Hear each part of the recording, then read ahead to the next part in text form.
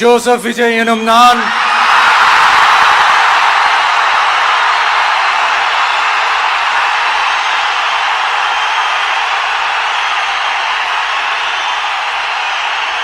சட்டப்படி அமைக்கப்பெற்ற இந்திய அரசியல் அமைப்பின்பால்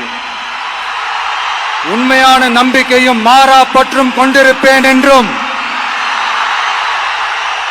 இந்திய நாட்டின் ஒப்பில்லாத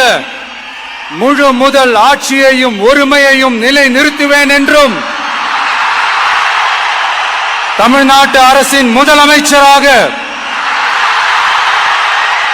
உண்மையாகவும் உளச்சான்றின்படியும் என் கடமைகளை நிறைவேற்றுவேன் என்றும் அரசியல் அமைப்பிற்கும் சட்டத்திற்கும் இணங்க அச்சமும் ஒருதலை சார்பும் இன்றி விருப்பு வெறுப்பை விலக்கி